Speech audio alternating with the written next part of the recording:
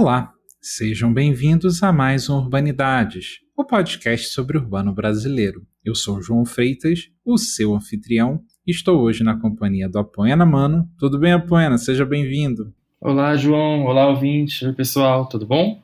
Tudo bem, meu caro. Da Isabela Viana Pinho. Tudo bem, Isabela? Como vai? Olá, gente, tudo bem? E estamos hoje aqui recebendo a Marcele Cipriani. Tudo bem, Marcele? Conta um pouquinho também quem é você.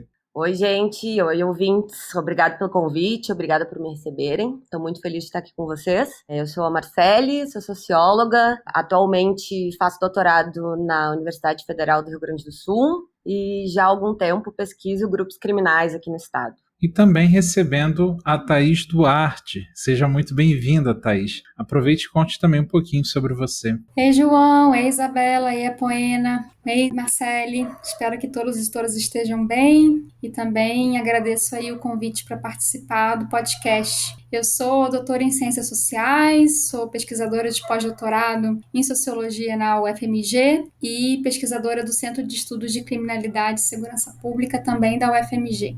Oi, Thaís. Oi, Marcele. Tudo bom? Para a gente começar a nossa entrevista, eu queria pedir para vocês explicarem um pouco, o que pode não ser tão óbvio para os nossos ouvintes, de que maneira que observar as dinâmicas relacionadas a coletivos criminais e o sistema carcerário pode nos ajudar a compreender analiticamente as cidades brasileiras. Vocês podem nos falar um pouco sobre a pesquisa de vocês? Bom, pessoal, eu acho que para responder essa pergunta da Apoena é importante falar um pouquinho da minha trajetória também. Eu estudo há alguns anos sistema prisional, eu comecei a estudar no Rio de Janeiro esse tema, e vocês vão perceber que eu tenho bastante sotaque carioca, não me deixe enganar, né? E vim para Minas há exatamente 2 anos que eu estou morando aqui, apesar de estar no pós-doutorado desde 2017, mas eu sempre tive esse histórico de pesquisa em prisão e também desenvolvo atividades de intervenção.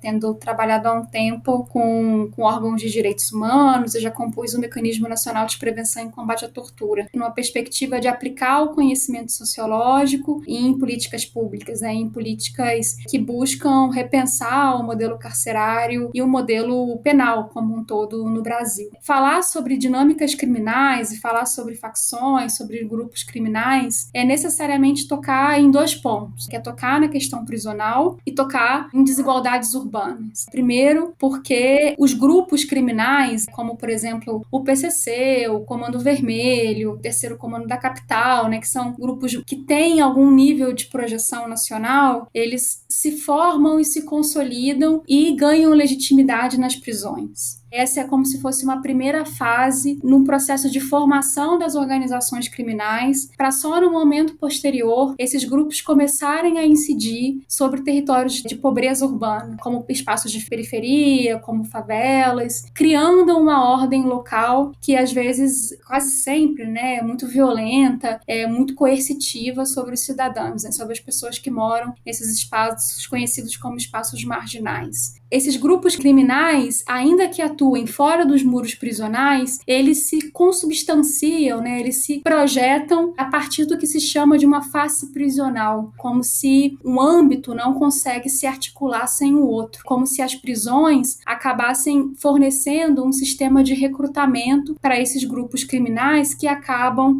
atuando, acabam vendendo drogas nos espaços de pobreza urbana e em outros espaços urbanos, em um contexto de venda de drogas mais específico. Então é isso, né? Falar do surgimento desses grupos é falar também um pouco do contexto prisional e como esse contexto prisional acaba incidindo sobre espaços periféricos das grandes cidades e das médias cidades. Eu acho que a Thaís, ela traz muitos elementos que daqui da minha trajetória de pesquisa empírica eu também percebi e percebo. Eu comecei a estudar grupos criminais pelo sistema prisional, como aluna do curso de Direito, então muito pela via institucional mesmo. Foi só bem depois que a questão das periferias do urbano se desdobrou assim na minha frente. E foi, de fato, por causa da relação entre esses grupos criminais, que deixam de ser só prisionais e, de fato, passam a ser criminais quando, em Porto Alegre, ao menos, e no Rio Grande do Sul, quando passam a articular essa dinâmica de dentro com a territorialização do espaço urbano. E aqui começou a ficar muito explícita a importância dessa dimensão da cidade, quando eu comecei a perceber que o sistema prisional era todo dividido, espacializado, de acordo com o pertencimento a grupos criminais, aqui são vários, né? Diferentemente de São Paulo e até do Rio, são muitos, quase uma dezena. Eles têm as suas próprias galerias, e essas galerias têm prefeituras, que são pessoas que têm a última palavra sobre quem é que pode entrar ou não nesses espaços. E aí esses espaços acabam sendo não só espaços de articulação de alianças, que vão ser projetadas na rua, então um grupo de um bairro que permite que um grupo de outro bairro conviva com ele, e aí projeta o seu poder para esse novo bairro distante, onde ele não estava, né? Então isso vai se tornando uma geopolítica urbana de dentro da prisão. E, por outro lado, que eu acho que é o que a Thaís também toca, nessa relação das pessoas que entram e acabam se imbricando nessas tramas de poder e vão sendo apoiadas pelas facções e acabam ficando devendo moralmente. E aí vão se imbricando cada vez mais, né, nesses grupos. E essas pessoas que elas entram por critérios socioespaciais. Então, quem não tem vinculação com facções vai para a galeria prisional respectiva à facção que controla o seu bairro, né? Então, isso acaba criando um espelhamento entre o dentro e o fora que é inevitável. E aí, como ela disse, assim, fica uma questão meio assim de uma territorialidade que se retroalimenta, né, entre os bairros de periferia e o dentro da prisão. Então também foi por esse caminho, assim, comecei pesquisando sistema prisional e aí foi a partir da investigação do espaço prisional que a questão urbana se mostrou, né, tão relevante. E aí, enfim, a partir do mestrado comecei a pesquisar essa dimensão também e sigo forte aí pensando sobre como esses grupos ajudam a formar a cidade, né.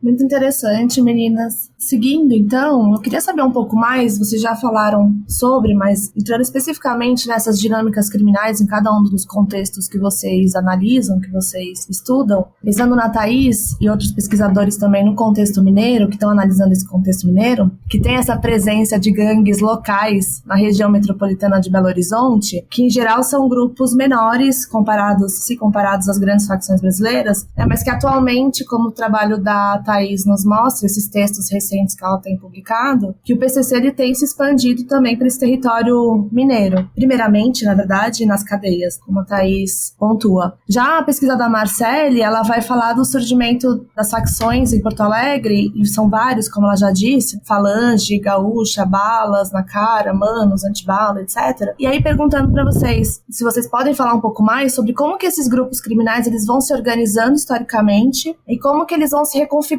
também em Porto Alegre e em Belo Horizonte. E se há diferenças significativas entre a capital e o interior, porque pelo que vocês estão dizendo, né, a pesquisa de vocês ela está mais focada na capital, Belo Horizonte e em Porto Alegre. Mas vocês percebem diferenças significativas dessas dinâmicas criminais também no interior?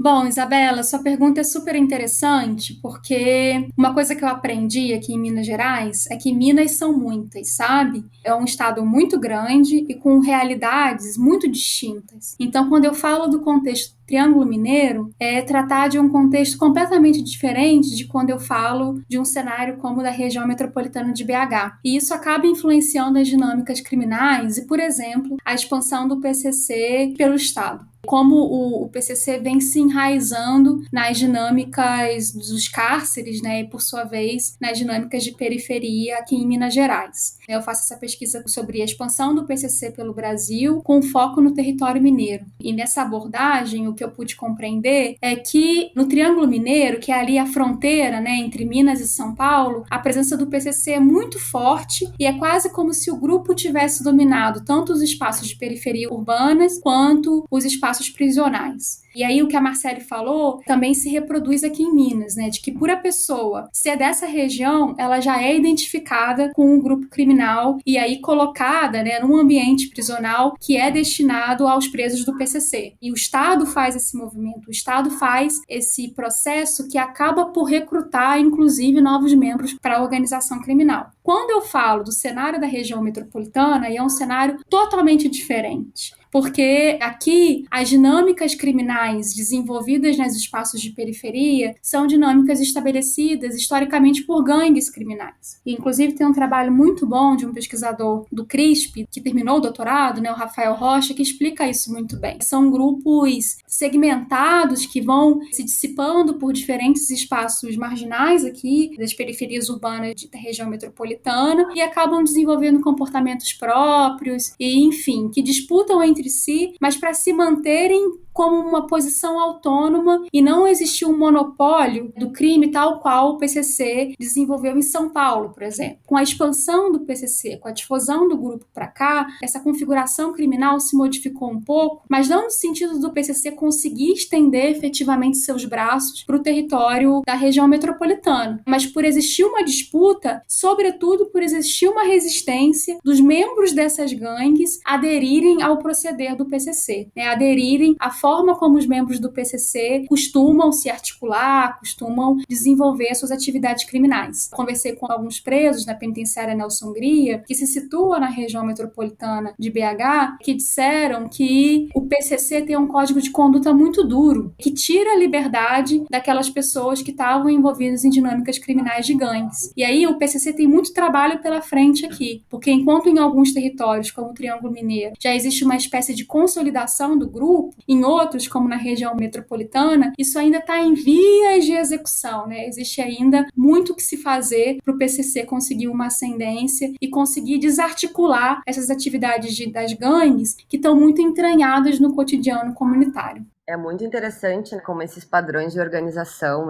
A gente ainda tem um trabalho pela frente de padronizar o modo como a gente chama esses grupos, mas como varia assim, a questão das gangues e da presença de redes faccionais ou de grandes facções nacionais ou de facções mais nativas que têm uma expressividade, né? E como isso varia, de fato, em vários lugares. Acho que Minas é um caso bem específico, né, de manutenção dessa dinâmica das gangues, que em vários outros lugares já há algum tempo é muito mais raro ou não existe mais, né? Ouvindo a Thaís, estava tentando organizar aqui na minha cabeça esses padrões, assim, de organização e estruturação dos grupos aqui em Porto Alegre, e eu acho que dá para pegar mais ou menos 3 momentos. Um momento ali no final dos anos 80 e todos os anos 90. Seria o surgimento na prisão de grupos mais elaborados, assim, com identidades mais marcadas, com identidades coletivas, mas pouco relacionados com o lado de fora e muito próximos dos assaltos, algo também semelhante com ocorreu com o PCC. Grupos que tinham mais interesse em se expandir internamente e menos laços com o lado de fora. E aí, a partir dos anos 2000, acho que em São Paulo se dá na década anterior, mas em Porto Alegre, segunda metade dos anos 2000, a cocaína ela se consolida mesmo, enquanto o mercado aqui já existia, mas ela se torna muito mais, uma quantidade muito maior, né, mais considerável. E aí as grandes facções realmente se formam, passam dos assaltos para o tráfico, e aí que se cria essa relação entre o dentro e o fora, indissociável, que antes não existia. E nessa época ainda tinham gangues, pequenas gangues, com essa dimensão microlocal do bairro, intrincadas nas dinâmicas comunitárias, que iriam praticamente ser exterminadas na década passada, né? E aí agora, muito nessa dinâmica que eu comentei da prisão, assim, dos grupos grandes terem as suas galerias, e aí as gangues não terem galeria própria, e aí foram obrigadas a serem absorvidas praticamente por algum grupo maior, que também as podia proteger, né? E nesse sentido a gente vê um extermínio nas gangues nos anos 2000, e uma tendência a criação do que aqui se chama de embolamentos, que é um termo super rico, assim, polissêmico, mas que a gente poderia chamar, assim, de redes de apoio, de aliança faccional, que vão constituir quem é inimigo, quem é aliado, enfim, vão ajudar a marcar essas fronteiras invisíveis da cidade que oscilam tanto, impactando aí onde é que os jovens podem circular, quem é que pode ser amigo de quem é que é convidado para a festa de rua de quem, né?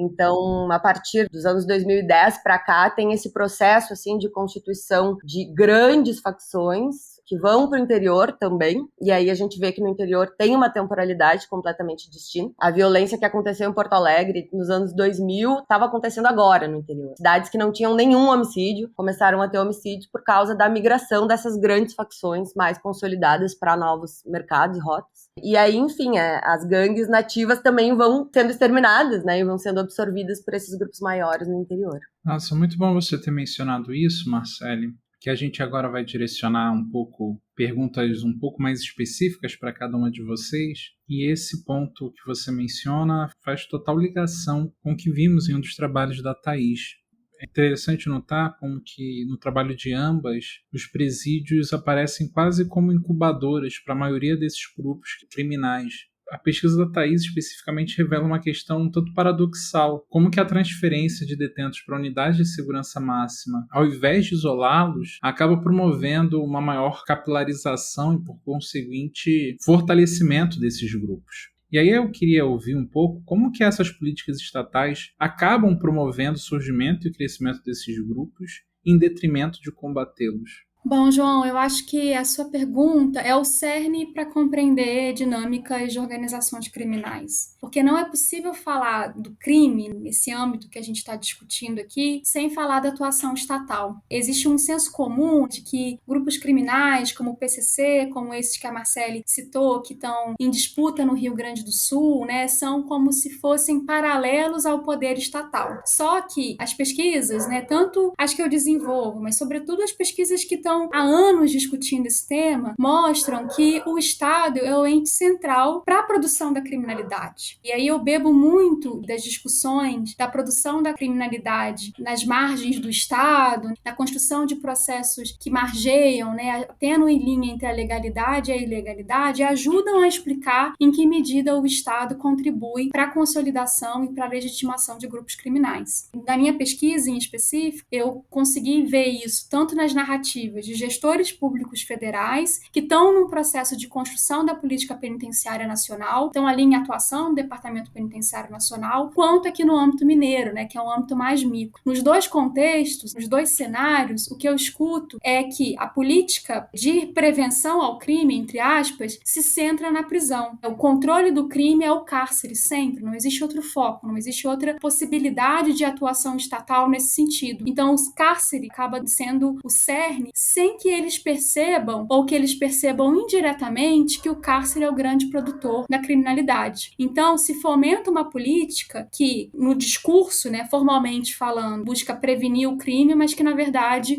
o nutre, né, ou, na verdade, o consolida, dando, inclusive, projeções para uma organização que, se antes estava em São Paulo, está ganhando uma conotação nacional. Aqui em Minas, em específico, na penitenciária Nelson Gria, na época que eu realizei a pesquisa, em 2019, era uma dita penitenciária de segurança máxima. A principal política adotada para conter o PCC era inserir pessoas identificadas pelo Estado como pertencente ao grupo criminal num pavilhão específico. Na verdade, eram 2 ou 3 pavilhões. Então, todo mundo que era do Triângulo Mineiro, que é ventilado como local em que o PCC já tem domínio completo, era levado para lá, mesmo que nunca tivesse escutado falar da facção do PCC. Todo mundo que tem uma vinculação indireta era identificado com o PCC. Inclusive, alguns presos nem sabiam ler e escrever, acabavam assinando a entrada no pavilhão e só depois entendiam que estavam no pavilhão do PCC e não sabiam nada sobre o contexto de organização desse grupo criminal, não sabiam nada sobre o proceder desse grupo criminal, mas ficavam quietos para não sofrer algum tipo de ameaça, inclusive por parte do Estado. Porque quando eles pediam para sair do pavilhão, pediam para ir para outro local, que não fosse um local identificado como sendo do PCC, eles podiam sofrer algum tipo de represália. É a principal política adotada pelo governo mineiro para conter esse grupo criminal. Só que, inclusive, os presos do PCC me diziam, Thaís, o Estado é burro. O Estado, eles não entende que quando acaba concentrando pessoas que não tinham qualquer vinculação com o grupo, mas que identificam por algum motivo X que eles tenham, isso acaba fortalecendo a organização, isso acaba fazendo com que a organização se enraize em localidades, se raiz entre indivíduos que antes não tinham qualquer afinidade com um PCC. Em resumo, o que é possível dizer é que existe uma relação simbiótica entre o grupo criminal e o Estado, e de um não sobrevive sem o outro. Um grupo criminal como o PCC não sobrevive sem essa política de prevenção ao crime, cujo cerne é a prisão, da mesma forma que o Estado não consegue sobreviver sem o próprio grupo criminal, até porque o grupo criminal estabelece regras de conduta no cárcere que são fundamentais para um convívio relativamente pacífico na prisão. Sem esse código de conduta, sem essa regulação da vida dos presos proposta pelo grupo criminal, o Estado não conseguiria gerir as prisões. Então, um necessita do outro e o que acaba um podendo fortalecer o outro. Eu vou parar por aqui porque essa pergunta dá muito pano para manga, né? Mas eu queria só jogar uma sementinha para dizer que o Estado, inclusive, reforça o discurso sobre o seu monopólio da violência legítima a partir da ideia de que a organização criminal se consolida, né? Tem se consolidado Estado nos últimos tempos. Isso é um ponto fundamental para entender que existe essa correlação, né, essa simbiose entre os dois entes, entre o PCC, entre o grupo criminal e o Estado, e que cada um se fortalece com o outro. Thaís, eu estava te ouvindo. Eu não chego a usar o termo simbiose, mas eu uso mutualismo. Eu fui um pouco menos corajosa, mas eu concordo contigo, assim. Acho que chega nesse nível, sim. E eu estava te ouvindo e pensando que minha dissertação é basicamente sobre essa relação, né?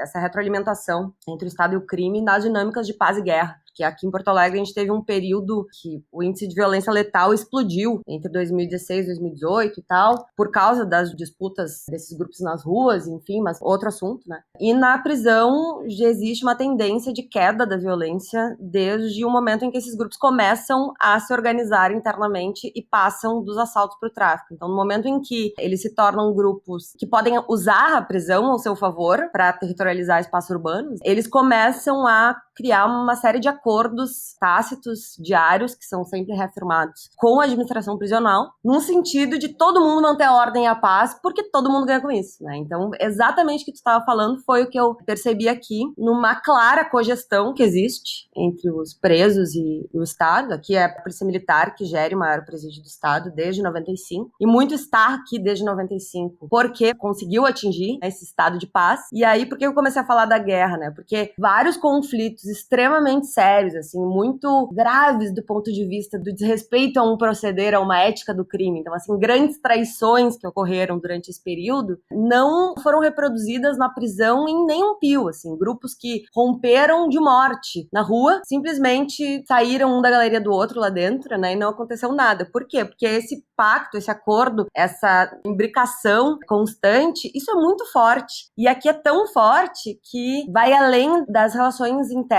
do ponto de vista de cada galeria, né? Mas diz respeito à coexistência, à convivência em uma mesma unidade prisional de vários grupos que são rivais. E que chegaram a um ponto comum de dizer, isso é bom pra todo mundo, vamos todo mundo ficar quieto, vamos todo mundo usar isso aqui ao nosso favor. Para a polícia é a mesma coisa, né? Então, assim, é muito louco que é aquela coisa assim, falta o Estado. Não falta o Estado. O Estado tá lá. Esse é o retrato da política estatal, em si mesma, né? Explícita na nossa cara. É assim que funciona o Estado, a partir dessa articulação entre o legal e o ilegal. Porque se não fosse assim, não funcionaria. Eu concordo plenamente contigo. A única forma do Estado conseguir gerir a prisão, especialmente a partir da nossa política criminal, é contando com as facções, é transferindo parte do monopólio da violência, né, para as facções, porque senão seria inviável fazer essa gestão, né? Esse é o segredo do polichinelo, né? E isso é muito louco, porque parece para mim que o propósito da prisão é simplesmente se manter funcionando. Que assim, vamos manter a prisão funcionando sem dar problema, sem dar rebelião, sem ir pra TV, sem chamar a atenção da população. Para isso a gente tem que negociar com o crime todo dia? Beleza, não tem problema. O que importa é que a prisão continue ali, se reproduzindo quieta. Se isso vai ajudar a financiar indiretamente guerras na rua ou o aumento dos grupos criminais na rua, sem problemas. A nossa responsabilidade aqui é manter isso aqui funcionando. É ridículo,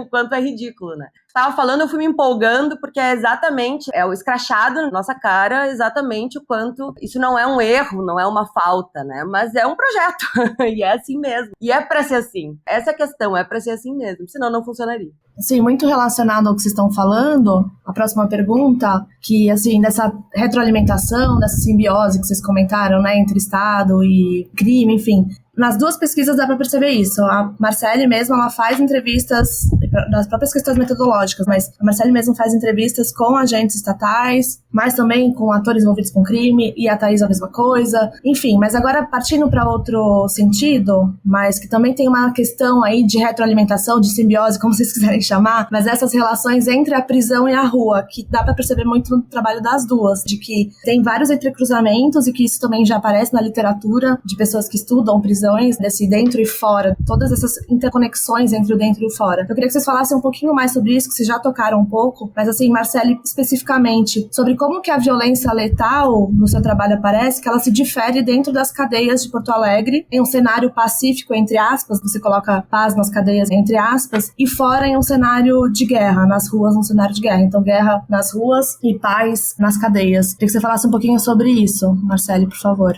Então, quando os grupos criminais eles surgem em Porto Alegre, no Rio Grande do Sul, eles surgem com esse caráter que eu já comentei de uma pretensão de se expandir dentro do sistema, de controlar o sistema, né? E aí a violência é um recurso muito utilizado como forma de fazer barulho, como forma de se afirmar em oposição ao Estado, assim como de disputar com outros grupos, mas também de buscar várias outras reivindicações. Então, digamos assim, todo o sistema ele é articulado em torno do uso da violência como gramática principal, como recurso principal. E isso acontece não só por parte dos grupos criminais, mas pela própria administração, que trata os presos daquele jeito que a gente já sabe. Está na base do surgimento das facções em geral em todos os lugares do país. Essa reação, essa resistência à opressão estatal. Não é diferente aqui no Rio Grande do Sul. O que acontece aqui particularmente é que quando os grupos eles passam dos assaltos para o tráfico, eles mudam completamente a maneira como eles se relacionam com outros grupos e com o Estado. Porque eles começam a mirar não só no dentro, eles começam a mirar no fora também. Então, talvez não seja mais tão interessante utilizar a gramática da violência e receber várias sanções e não conseguir dialogar com o Estado dentro da prisão e etc. Talvez seja mais interessante mudar essa maneira de se relacionar com essas entidades coletivas e indivíduos como forma de quase como passar uma credibilidade para o Estado no sentido de que aqueles espaços podem ser geridos pelos grupos, que é basicamente o que acontece hoje, que aqui não tem cela no maior presídio de Porto Alegre e do Estado, e um dos maiores do Brasil. Os presos ficam soltos nas galerias. Então, galerias que, sei lá, eram feitas para 200 presos, que tem 300, 400, 500, e eles ficam ali soltos e a polícia não entra. Quem gere tudo, quem distribui a comida, quem distribui cobertor, quem organiza a rotina, quem faz tudo, são os próprios presos. Então, é como se fosse assim, eles ganharam um grau de autonomia que é muito grande e que para eles é muito caro. Como a Thaís disse, o Estado é burro, porque ele organiza o crime. Ele cria uma central de relacionamentos ali, uma central comercial. Um dos entrevistados que eu tive disse, olha, eu duvido que tenha 1 grama de cocaína, crack ou maconha no Estado que não tenha sido negociado de dentro da prisão. Pelo menos a negociação verbal deve ter passado por ali. Então, é um espaço que concentra e permite a circulação e a pulverização de relações dinâmicas de poder e econômicas. E isso é muito rentável para os presos, é muito interessante para eles. Quando isso começou a acontecer, queimar colchão, fazer rebelião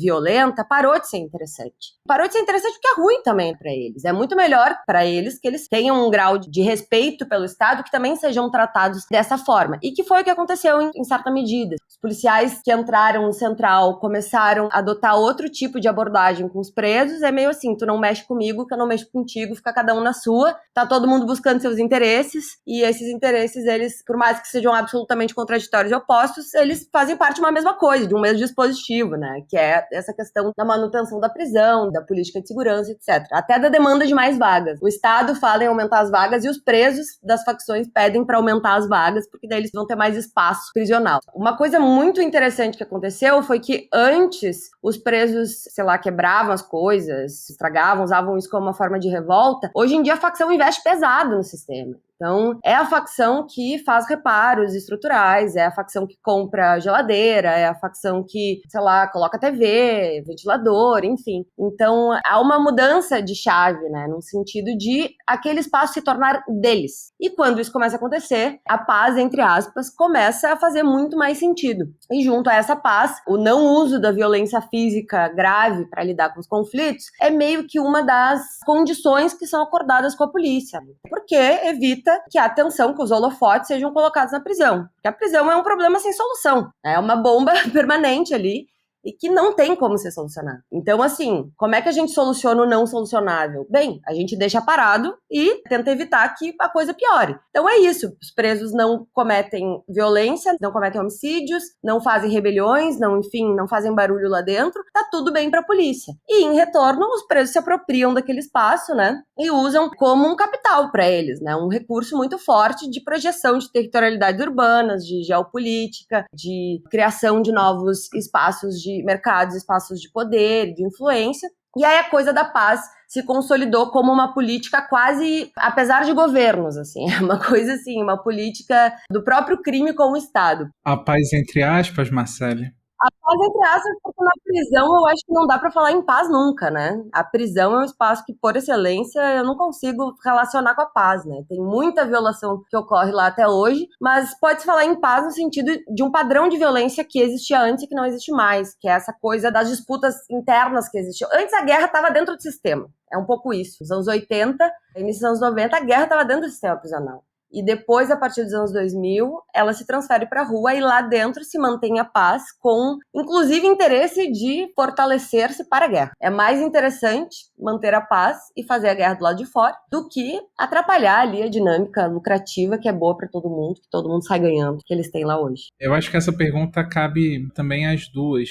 De que maneira as dinâmicas do crime, especificamente a questão dos homicídios, impactam nos contextos urbanos estudados por vocês, a Thaís em Minas Gerais e a Marcele em Porto Alegre? É possível a gente analisar os tipos de impacto que ocorrem no cotidiano dessas cidades e especificamente na circulação dos sujeitos e na mobilidade dos jovens? Aqui em Porto Alegre a gente consegue perceber que as taxas que variam rápido, tem oscilações dramáticas e rápidas, são as dos homicídios referentes às dinâmicas dos grupos criminais. Abre-se um conflito que articula a cidade inteira, né, um conflito expressivo, que vai trazer impactos mais sistêmicos. E aí isso vai se refletir claramente nos dados sobre o homicídio. E vai também se refletir no modo como as pessoas vivem os seus bairros e as relações sociais que elas firmam. Aqui, a gente consegue perceber que tem vários padrões, assim, dentro do crime, das dinâmicas faccionais, tem vários padrões diferentes de homicídios. Então, teria, tipo, por exemplo, um homicídio pontual, que tem um alvo específico, né? Mas também tem uma modalidade de homicídio que ficou muito popular com o último conflito, ficou conhecido como a Guerra das Facções, pelas próprias facções, por mais que seja um termo que o Estado gosta de usar, foi o termo também que as facções usaram. Foi a primeira vez que houve um conflito criminal que englobou a cidade como um todo. Antes a gente tinha disputas pontuais, tomadas de boca, coisas do gênero. A partir de 2016 se constituiu um cenário em que praticamente o crime inteiro foi engolido para tomar uma posição nesse conflito, estava polarizado, e se criou um toma lá da cá, assim, de violência letal inédito em Porto Alegre e no Rio Grande do Sul. E aí essas dinâmicas dos atentados, elas não tinham alvos específicos e basicamente se tratavam de idas de carro, a pé, mas especialmente carro, idas a uma boca rival, os jovens principalmente, lotavam o carro, iam até uma boca do grupo rival, saíam atirando em qualquer pessoa que estivesse ali e iam embora. E aí, obviamente, que isso gerava uma demanda por vingança, né? Uma reciprocidade negativa, digamos assim, que não necessariamente devolvia a violência para aquela boca da qual ela originou, porque não sabia necessariamente de qual boca tinha vindo, mas devolvia para alguém que fosse contra. Nesse vai e volta, que ia se dando, assim, bocas diferentes, ou que ia imbricando pessoas diferentes, porque, bem, cada vez que alguém atirava numa boca, pegava numa pessoa, sei lá, que tinha irmão, que tinha pai, que não sei o que tinha amigo, já ia envolvendo novas pessoas do conflito. Essa vingança foi ficando, assim, como uma bola de neve. Foi isso praticamente que gerou o aumento do índice de homicídios em Porto Alegre em 2016, que assim, chegou num grau muito, muito, muito além do que qualquer parâmetro da história da cidade, né? A gente chegou lá 52, 53 mortes para cada 100 mil habitantes. É um patamar completamente novo, que variou muito rapidamente entre um ano e outro, e muito localmente nos bairros. Teve um bairro, por exemplo, em que eu identifiquei que de 2014 para 2016, se eu não me engano, o aumento das mortes foi de tipo 500%. Foi uma coisa maluca, assim, em termos da proporção para cada 100 mil habitantes. E aí a gente vê que está muito claro que as mortes ocorrem em determinados lugares, não em todos os lugares, né? E atingem determinadas pessoas, não todas as pessoas.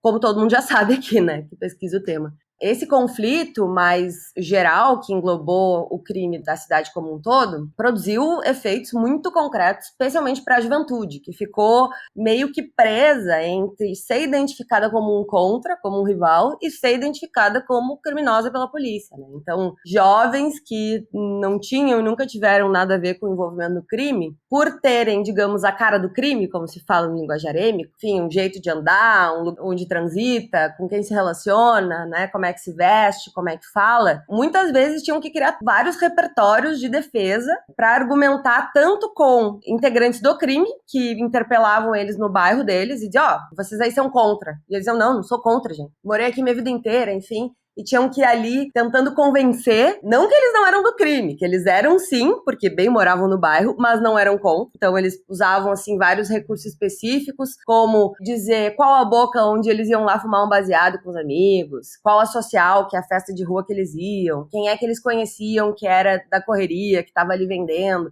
Então, uma série de elementos que eles tinham que buscar e articular nessa argumentação. E quando a polícia interpelava esses jovens, que não eram envolvidos no crime, aí eles tinham que usar outro repertório, né, de argumentos, tentando mostrar que, na verdade, eles moravam lá, mas eles não eram envolvidos. Os jovens ficaram muito nesse meio do caminho, tinham que estar o tempo inteiro fazendo uma atualização mental dos lugares onde eles podiam andar, porque a cidade ficou mais ou menos dividida em 2 blocos, o embolamento dos antibala e os bala na cara, e aí não tinha não ter posição, podia estar em cima do muro, mas tu tinha que dizer que tu era contra um, tu podia até não ser do outro, mas tu era contra um, e isso determinou completamente a maneira como os jovens usavam a cidade, se divertiam, criavam desconfianças e medos em relação às gurias. Eu não posso sair com aquela guria porque eu não sei de onde que ela é, a gente se encontrou num lugar neutro, vai que ela seja dos contra. Então, assim, isso foi algo que atravessou certamente o cotidiano desses jovens, e mesmo quando a guerra passou, eu segui conversando com esses jovens e eles permaneceram com todas essas preocupações, ansiedades e cuidados. Mas a gente vê que há uma migração da juventude das periferias que vai para o centro, para lugares onde a classe média,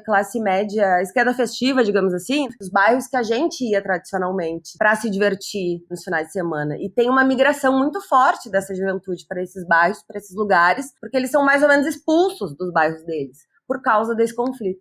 Um ponto que eu queria complementar é que a Marcele estava mencionando muito sobre essas dinâmicas produzidas pelos grupos fora da prisão e como isso marca, né, a socialização das pessoas, como isso marca o contexto de cada bairro, de cada localidade. O que a gente percebe aqui em Minas é que, para além das dinâmicas de gangues criminais, que não é necessariamente o meu foco de pesquisa, o PCC trouxe um outro tipo de proceder para as ruas, que é quando quer fazer algum tipo de demanda no âmbito prisional, ele leva essa demanda para fora dos muros das prisões. E aí ficou flagrante a atuação do PCC aqui no estado em 2017, 2018, quando alguns ônibus foram queimados aqui na região metropolitana, quando alguns bancos são explodidos pelo estado, gerando um contexto que até então não existia. Não estou querendo dizer que Minas Gerais é super pacífico, o PCC estragou o negócio todo, não é isso. A expansão do grupo para cá acabou produzindo realidades criminais distintas da que existia até então. Ficou mais flagrante para a população que pode sim existir a incidência de um grupo forte, com uma incidência forte. Esse é o imaginário que transborda em relação ao PCC sobre o Estado. Eu não falo diretamente da atuação do grupo no âmbito local, no âmbito comunitário, mas como existe esse transbordamento da atuação do grupo criminal afetando dinâmicas criminais que, se existiam, eram muito raras e que foram tomando fôlego ao longo do tempo e que mudaram a realidade local. Gerou um medo em cidades em que não existia essa atuação forte de grupos, acabou existindo tiroteios, acabou existindo assalto a bancos cinematográficos, queimadas de ônibus também cinematográficas, mudando um pouco a realidade local. Muito bom, Thaís. Queria aproveitar esse ponto aqui para agradecer muito pela entrevista, pelo debate que vocês estão trazendo. Impressionante ver as continuidades, as sintonias entre as análises de vocês. Então, nesse ponto, eu queria estimular um pouco vocês a falar dos bastidores das produções, dessas produções de pesquisa. Principalmente porque, para quem não tem proximidade com esse campo, pode parecer um pouco inusitado pensar em como vocês exploram essas dinâmicas criminais, né? Então, para sanar um pouco a curiosidade dos nossos ouvintes, vocês poderiam falar um pouco mais das questões metodológicas da pesquisa de vocês? Quais são os principais desafios para a condução delas? E aproveitando, vocês podem comentar também se há dificuldades ou oportunidades específicas pelo fato de vocês serem mulheres nesse campo de pesquisa? E, se possível, vocês poderiam dar algum exemplo sobre esse ponto? Essa pergunta é muito boa, e esse é um comentário que eu tento trazer sempre que eu posso, sobre a dimensão do gênero, né? Porque eu pesquisei um crime essencialmente masculino. Comecei, na verdade, a fazer pesquisa sobre grupos criminais a partir de uma pesquisa que eu estava fazendo sobre travestis presas. Então, eu acessei o Central a partir de um debate de gênero, que era o que me interessava naquele momento. foi falando com as travestis presas, porque tinha acabado de ser criada uma galeria específica para travestis e companheiros homossexuais no Central, acho que foi a primeira do Brasil. E aí, conversando com elas, é que elas trouxeram essa existência desses grupos, né, no meu mundo, que para mim foi um choque, porque eu nunca tive nenhum contato com o mundo crime, sou uma mulher branca de classe média, sempre estudei em colégio particular, não moro em uma região de periferia. Eu já ouvia falar sobre o PCC, já tinha ouvido falar sobre o Comando Vermelho, mas sempre como algo muito, quase como uma ficção, assim, né? E foi nesse contexto que eu entrei em contato com o assunto. Aqui em Porto Alegre não tinha a mínima ideia do que existia, não tinha nenhum trabalho sobre o assunto acadêmico, né? Além da publicação jornalística, tinha um livro sobre a Falange Gaúcha, que é um grupo que deixou de existir nos anos 90, então, assim, muito antigo.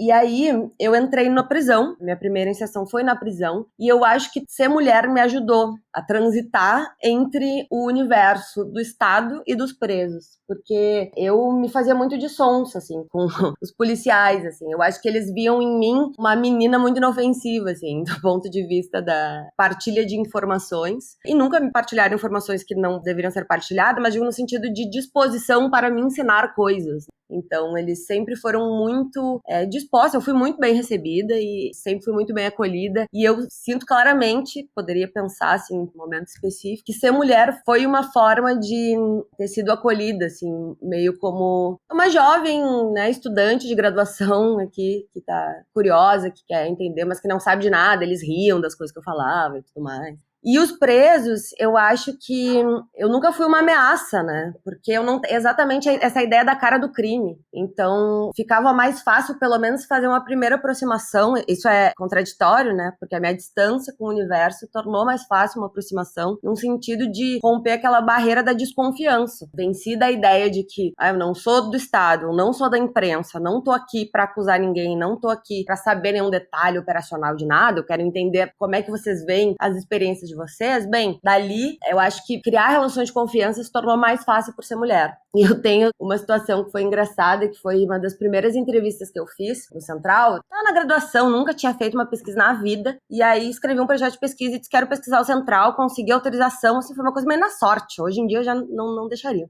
E eu fui, me deixaram sozinha com os presos na sala, não tiraram as algemas, né, não deixaram tirar as algemas, mas me deixaram sozinha. E um preso conversou comigo a entrevista inteira, um guri um pouco mais velho do que eu, mas assim, jovem, e no final me deixou o telefone dele, e disse que se eu quisesse trocar uma ideia e tal, mas assim, dando em cima de mim, assim, né, fazendo uma atenteada livre, assim. Mas eu achei muito engraçado porque ele só fez isso no final da entrevista. Então ele não me constrangeu de nenhuma forma, né? Ele não vinculou a participação dele na pesquisa a isso de nenhuma forma. Foi uma coisa muito genuína e muito tranquila, né? Não foi nenhum tipo de assédio ou enfim, mas que estava ali no jogo, né? Então acho que é uma coisa que atravessa sempre também a nossa experiência como pesquisadoras em espaços tão duros e masculinos, né? Desde ser olhada como boba, ingênua, que não sabe de nada, até como mulher, de fato, do ponto de vista sexual da coisa, e até como essa questão, assim, de não oferecer uma ameaça porque é uma mulher, né, acadêmica, enfim.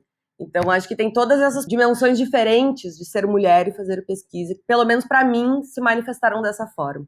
Esse ponto de gênero é muito importante de ser tocado, porque tem esse ponto que a Marcele disse, né, de que, em boa medida, ser uma mulher bobinha que não entende nada do mundo facilita a entrada em campo, e eu senti bastante isso. Mas, por outro lado, é sempre importante tocar no fato de que existe um desprezo do trabalho feminino no âmbito acadêmico quando a gente fala sobre as produções relativas ao sistema de justiça criminal. Em geral, como é um ambiente muito masculino, existe uma desvalorização da produção feminina forte. Há uns 2 anos, né, na Unpox, a pesquisadora Giane Silvestre e eu, inclusive, propusemos uma mesa redonda em que a gente discutiu isso, né? A gente chamou algumas mulheres que trabalham há alguns anos com o tema e a gente expôs as dificuldades de, não só de entrada em campo, por exemplo, quando se trata de polícia, quando se trata do sistema judiciário, né? Mas de aceitação entre os próprios pares num processo de ganho de legitimidade. Esse é o primeiro ponto que eu queria falar. Mas no meu campo, o cenário foi diferente. Mas não porque o campo é menos machista, mas porque a gente instrumentaliza o machismo para o acesso de informação, como a Marcele bem disse. aqui em Minas, ser mulher facilitou o trabalho de campo nas prisões, na Nelson Hungria, assim como ser mulher facilitou também a minha entrada entre os gestores federais em alguma medida. Mas assim, tirando esse aspecto de gênero e contando um pouco dos bastidores da minha pesquisa, eu posso dizer que eu fiquei muito impressionada positivamente com Minas Gerais, porque eu fiz o meu mestrado e doutorado no Rio e estudava relações afetivas no cárcere. No mestrado, meu foco era nas famílias de preso e no meu doutorado, o foco era sobre visita íntima. E cheguei a pedir autorização da SEAP, né, que é a Secretaria de Administração Penitenciária Estadual, e fui recusada na hora, assim. Não tive nem margem de negociação. Quando eu comecei a estudar a expansão do PCC e meu foco se voltou aqui para Minas, eu pedi autorização sabendo que eu ia ser recusada e já pensando no plano B, no plano C, no plano D, mas, por incrível que pareça, um mês depois do pedido de autorização para a entrada na Nelson Hungria, numa penitenciária que até então era de segurança máxima, eu tive acesso para fazer minha pesquisa e para levar gravador, para fazer gravação de conversa, para ir com outras companheiras que me auxiliariam no campo. Eu tive muita abertura. E para mim foi muito estranho entrar numa prisão e ter lanche para mim, assim, pão de queijo, suco de uva, bolinhos. Então eu achei tudo muito esquisito. Eu estava acostumada com um contexto de muita opacidade institucional, de muita falta de transparência, não só por conta da minha pesquisa no mestrado e no doutorado, mas também por conta da minha experiência, né, nessa parte prática em direitos humanos, em prevenção à tortura, em que eu constituí o Mecanismo Nacional de Prevenção à Tortura, e chegando aqui eu encontrei o cenário oposto. Mas eu penso que isso é um dado de campo fundamental da minha pesquisa, porque existiu uma necessidade muito forte do governo de Minas dizer que está fazendo alguma coisa para conter o crime, mesmo que esse movimento seja para mostrar para uma simples pesquisadora que está sendo desenvolvido. Então, a garantia do meu campo, de entrada em campo, o bom acolhimento da direção prisional, eu consegui fazer a escuta reservada dos presos, os presos não ficavam algemados na sala reservada comigo, eu podia fazer a gravação, podia entrar com o gravador, tudo isso mostrou uma tendência do Estado em dizer que é transparente.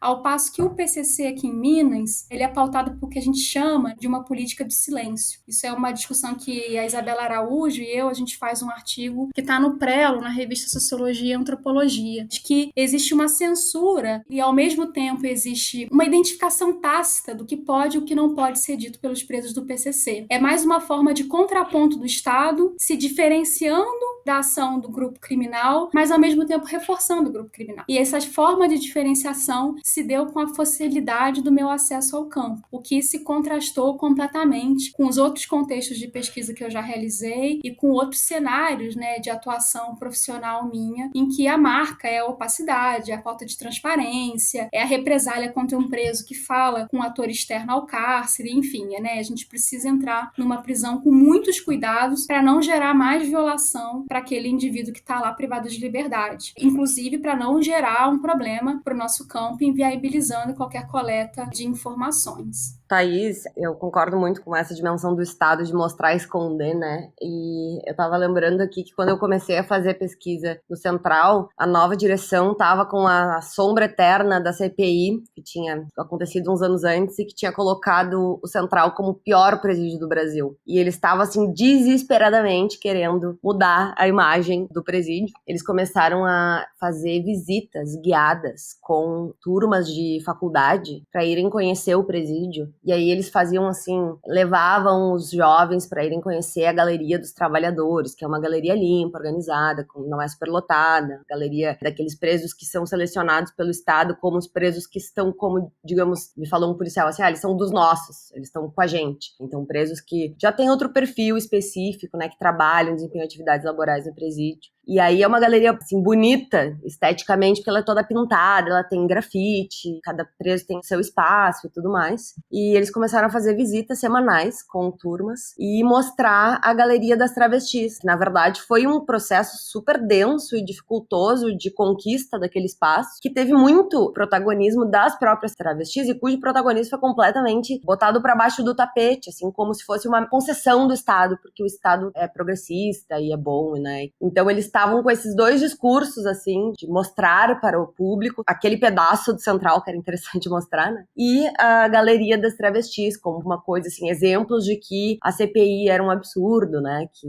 é uma mentira aquilo lá. E quando eu entrei nesse contexto, né? Então acho que o que tu fala também tem um pouco a ver com a maneira como a minha pesquisa foi vista por eles, muito embora eu tenha sofrido uma prensa da direção. Falou assim, tu já tem autorização da SUSEP, mas que é aqui a responsável pelas pesquisas. Mas se eu não quiser, nada acontece aqui. Então, assim, não importa se tu tem autorização institucional, só acontece o que eu quero. Então, teve essa pressão, mas também teve uma coisa meio assim. Então, é interessante para nós trazer visibilidade para essas coisas positivas, né? E aí, aí se instrumentalizar é importante, porque aí tu faz vista grossa e tu finge que tu tá convencido com aquele discurso para mostrar que, na verdade, ele é um discurso, né, muito interessado, que tem a ver com esse jogo de mostrar e esconder a política estatal e a gestão da direção e etc. Marcele, para te contar que quando eu era do mecanismo de prevenção à tortura, a gente foi ao Presídio Central, foi muito difícil de entrar, né? A Brigada Militar ficava na nossa cola o tempo inteiro, e eles quiseram mostrar pra gente tanto a galeria das pessoas que são travestis, quanto da galeria desse pessoal que tem problema de saúde mental em razão de uso de drogas. E a gente insistiu que não, que a gente precisava ir em outros lugares, e os outros lugares é aquilo que você falou muito bem, né? Que são as galerias sem celas, são todas destruídas, tem total autogoverno das pessoas que estão lá privadas de liberdade. Mas aqui em Minas, eu não sofri nenhum questionamento na minha pesquisa. Eu fiz uma coisa que eu não imaginaria que eu fosse conseguir fazer, que é entrar na galeria, no pavilhão, quer dizer, que são pavilhões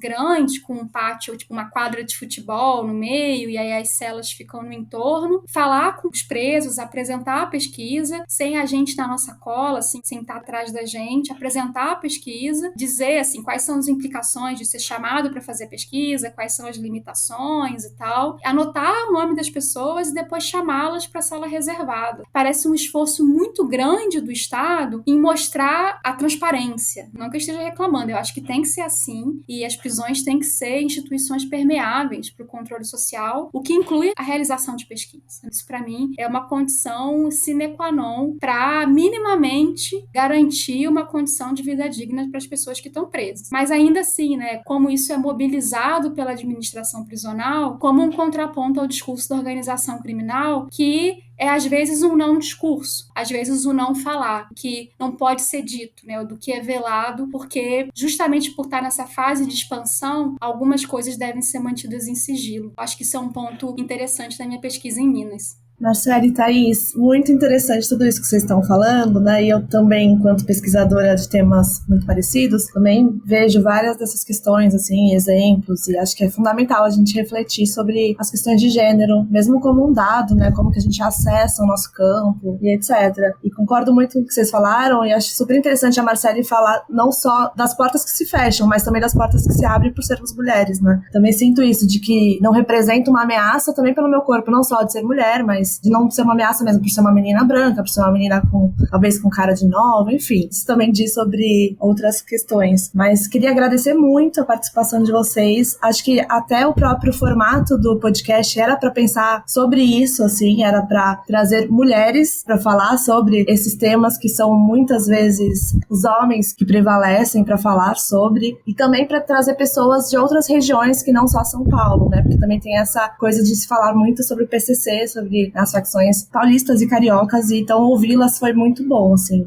Com certeza estamos aprendendo bastante com vocês. Então eu queria agradecer muito em nome da equipe do Urbanidades. Queria parabenizar também a pesquisa de vocês. Assim, são pesquisas excelentes, nossos textos que vocês trouxeram e compartilharam com a gente. Então fica aí a dica para todo mundo que estiver ouvindo. Admiro demais o trabalho da Marcele, o trabalho da Thaís, e espero que a gente continue sempre aí em diálogo. Também dizer que as portas estão sempre abertas aqui do podcast para vocês voltarem. E aí queria passar para vocês, para finalizar, para vocês ficarem à vontade, se vocês quiserem comentar sobre alguma coisa, acrescentar, falar algo que ficou para trás, enfim, também para aproveitar o espaço para divulgar algum trabalho que vocês queiram. Fiquem completamente à vontade e muito obrigada mais uma vez. Isabela, não abre a porta não, porque assim a gente só vai sair daqui amanhã de manhã, por mim, né? Assim, às vezes eu fico assim, nossa, já acabou, já passou 1 hora, e aqui eu poderia discutir muito mais sobre a pesquisa, escutar muito mais a Marcele, contrastando, né, cenários diferentes, e isso, cenário claro que às vezes as pessoas não falam muito quando se trata da questão prisional, quando se trata de dinâmicas criminais. Bom, falando da minha produção, é isso, né? No meu mestrado e no doutorado eu foquei sobre as relações afetivas no cárcere e cansei desse tema no pós-doutorado, por isso que eu fui estudar dinâmicas criminais, mas o meu especial interesse é isso, é entender a interface do Estado para o processo de consolidação, fortalecimento de grupos criminais, com foco em especial na expansão do PCC pelo Brasil. Então, venho discutindo muito esse tema e nos últimos anos publicando vários textos nesse sentido, e eu gosto um especial que foi lançado recentemente, que fala sobre as narrativas dos gestores federais sobre as prisões federais e dos gestores federais, da imprensa, sobre prisões federais e em que medida essas narrativas se relacionam com essas instituições, com a expansão do PCC pelo Brasil. Nada é muito fechado, né? Não existem muitos consensos sobre o assunto, mas, novamente, assim, acho que esse texto ajuda a analisar a simbiose do Estado no processo de fortalecimento de grupos criminais, né? E, sobretudo, no processo de expansão desses grupos pelo Brasil. E, à medida que se criam mecanismos de reforço do controle sobre esses grupos, parecem que surgem brechas para que esses grupos se fortaleçam e criem modos próprios, diferenciados, para se promoverem, para se diversificarem, né? Esses grupos acabam mudando muito frente às adversidades. É como se as adversidades permitissem que eles se complexifiquem, sendo que essas adversidades são produzidas pelo próprio Estado. E é como se formasse uma corrida entre os órgãos estatais e os grupos criminais, sendo que sempre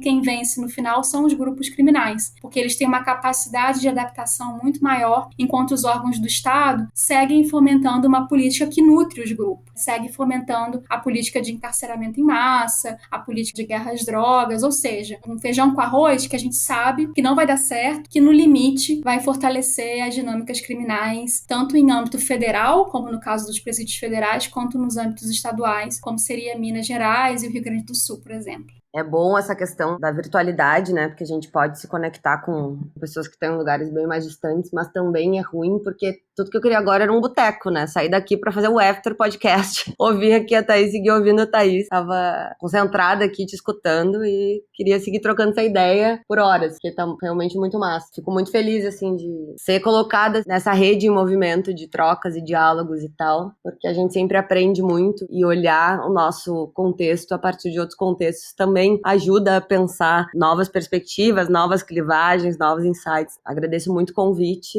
foi um momento de muito aprendizado para mim. Já conhecia o trabalho da Thaís, mas é sempre muito bom ouvi-la. Queria só agradecer, dizer que sempre um prazer e parabenizar vocês pelo podcast, que faz um trabalho excelente. E é isso aí, vamos que vamos. Eu queria agradecer, eu não conhecia a Marcele pessoalmente, entre muitas aspas, né, mas agora pelo menos por voz a gente já conversou, isso é uma referência. Quando a gente fez essa visita pelo mecanismo de prevenção à tortura no Rio Grande do Sul, a gente leu os textos dela, que ela já tinha publicado na época, né, sobre os grupos criminais, e foi importante para entender um pouco as dinâmicas estabelecidas lá. E também queria parabenizar pela essa iniciativa do podcast, de vocês, né, estarem empenhados em discutir questões urbanas e agora relacionando com questões criminais, com a questão prisional, que é um assunto que, ainda que seja bastante falado, né, ainda assim é invisibilizado. E aí trazer essas discussões para o público mais amplo é fundamental para que a gente desfaça alguns sensos comuns, a gente desfaça alguns preconceitos, enfim. Estou aí se vocês precisarem, para ter outros papos, estou completamente à disposição. Este episódio foi editado por Vanner Muniz. Urbanidades é produzido pelo Urban Data Brasil, banco de dados bibliográficos sobre o Brasil urbano. O Urban Data está vinculado ao Centro de Estudos da Metrópole e está sediado no Departamento de Sociologia da Universidade de São Paulo. Urbanidades é feito por bolsistas e associados, sob coordenação da professora Bianca Freire Medeiros. Visite a página do Urbanidades no Instagram e a página do Urban Data no Facebook.